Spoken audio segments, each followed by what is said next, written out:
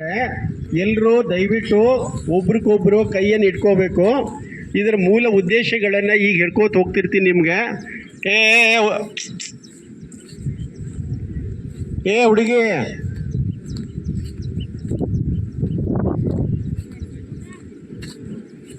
ನಾಳೆ ಸೆಪ್ಟೆಂಬರ್ 15 ಅಂತಾರಾಷ್ಟ್ರೀಯ ಪ್ರಜಾಪ್ರಭುತ್ವ ದಿನಾಚರಣೆ ಪ್ರಯುಕ್ತವಾಗಿ ನಮ್ಮ ರಾಜ್ಯದ ಸಮಾಜ ಕಲ್ಯಾಣ ಇಲಾಖೆಯ ಸಚಿವರಾಗಿರುವಂಥ ಶ್ರೀಯುತ ಎಚ್ ಸಿ ಮಹದೇವಪ್ಪ ಅವರು ಈ ಅಂತಾರಾಷ್ಟ್ರೀಯ ಪ್ರಜಾಪ್ರಭುತ್ವ ದಿನಾಚರಣೆ ಪ್ರಯುಕ್ತ ಎಲ್ಲ ಇಡೀ ನಮ್ಮ ರಾಜ್ಯದಲ್ಲಿ ಏನಂತ ಕೇಳಿದರೆ ಈ ಮಾನವ ಸರಪಳಿ ರಚಿಸುವ ಉದ್ದೇಶ ಏನು ಅಂತ ಕೇಳಿದರೆ ಪ್ರಜಾಪ್ರಭುತ್ವದಲ್ಲಿ ನಾವೆಲ್ಲರೂ ಒಂದೇ ಅನ್ನೋ ಮನೋಭಾವನೆ ಎಲ್ಲರಲ್ಲಿ ಮೂಡಲಿ ಅನ್ನೋ ಉದ್ದೇಶ ಇಟ್ಕೊಂಡು ಈ ಕಾರ್ಯಕ್ರಮವನ್ನು ಇವತ್ತು ಹಮ್ಮಿಕೊಂಡಿದ್ವಿ.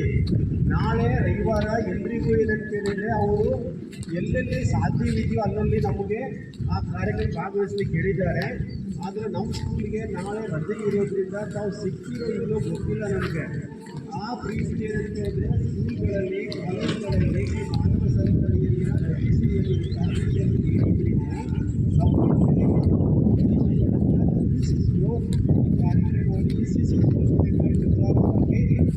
ತಮ್ಮನ್ನೆಲ್ಲ ಸೇರಿಸಿಕೊಂಡಿದ್ವಿ. ನಾವು ಪ್ರಜಾಪ್ರಭುತ್ವ ಅಂದರೆ ಏನು? ನಾವು ಪ್ರಜಾಪ್ರಭುತ್ವದ ಒಂದು ಸಂವಿಧಾನ ಪೀಠಕ್ಕೆ ನಾವೆಲ್ಲ ಓದ್ತೀವಿ ನಾವು. ಆದರೆ ಅದನ್ನು ಅರ್ಥಿಸ್ಕೊಳ್ಳೋದೇ ಒಂಚೂರು ನಮಗೆ ಆಗಲಿಕ್ಕಿಲ್ಲ. ಆದರೆ ಅದು ಮೂಲ ಆಶೆ ಏನು ಅಂತ ಹೇಳಿದರೆ ಸಮಾನತೆ ಅನ್ನೋದಿದೆ ಅದರಲ್ಲಿ. ನಾವು ಯಾವುದೇ ಹುದ್ದೆ ಇರಲಿ, ಯಾವುದೇ ವ್ಯಕ್ತಿ ಆಗಿರಲಿ, ಎಷ್ಟೇ ಶ್ರೀಮಂತ ಇರಲಿ, ಬಡವಾಗಿರಲಿ, ಬಂದಿದ್ದಾಗಿರಲಿ, ಯಾವುದೇ ಇದ್ರೂ ಕೂಡ ಏನಂತ ಕೇಳಿದರೆ ಈ ತಾವೆಲ್ಲರೂ ನೋಡ್ತಿರುವಾಗ ಏನಂತ ಕೇಳಿದರೆ ನಮ್ಮ ಶಿಕ್ಷಕರು ಕೂಡ ನಿಮ್ಮ ಜೊತೆಗೆ ನಿಂತ್ಕೊಂಡಿದ್ದಾರೆ.